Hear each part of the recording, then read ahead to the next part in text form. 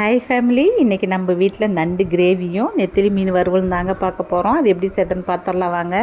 ஒரு கடாயில் கொஞ்சமாக எண்ணெய் விட்டு சோம்பு, பட்டை, கிராம்பு, கொஞ்சமாக கருவேப்பிலை, ஒரு டீஸ்பூன் இஞ்சி பூண்டு பேஸ்ட்டு, 2 பெரிய வெங்காயம், கூடவே ஒரு நறுக்கிய 3 தக்காளியை போட்டு இதில் நல்லா வதக்கிக்கலாங்க. 1 டீஸ்பூன் உப்பு, அரை டீஸ்பூன் மஞ்சள்தூள், 1 டீஸ்பூன் மிளகாத்தூள், 1 டீஸ்பூன் கரம் மசாலா, 2 டீஸ்பூன் மல்லித்தூள் போட்டு இதை நல்லா வதக்கிக்கலாம். வெங்காயம் தக்காளி நல்லா வதங்கினதையும் நம்ம நண்டு இதோடு சேர்த்துக்கலாங்க. நண்டு சேர்த்து ஒரு 2 நிமிஷம் மாட்டம் இதிலையே பெரட்டி நம்ம கிளறி விட்டுக்கலாம். ஒரு 1.5 டம்ளர் அளவுக்கு நான் தண்ணி ஊற்றிருக்கேன். இது நல்லா வேகட்டும், ஒரு 20 நிமிஷம் வேகட்டும்.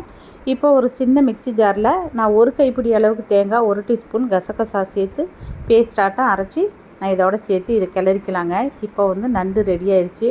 1 டீஸ்பூன் பெப்பர் தூள் போட்டு மல்லித்தூள் போட்டு இறக்கிட்டால் நண்டு ரெடிங்க. நான் ஆல்ரெடி நெத்திலி மீனுக்கு மசாலா தடவி வச்சுருந்தேன். அதனால் இப்போ நான் அதை ஒரு தோசை தவாவில் நான் நெத்திலி மீன் வறுத்துக்கிறேங்க.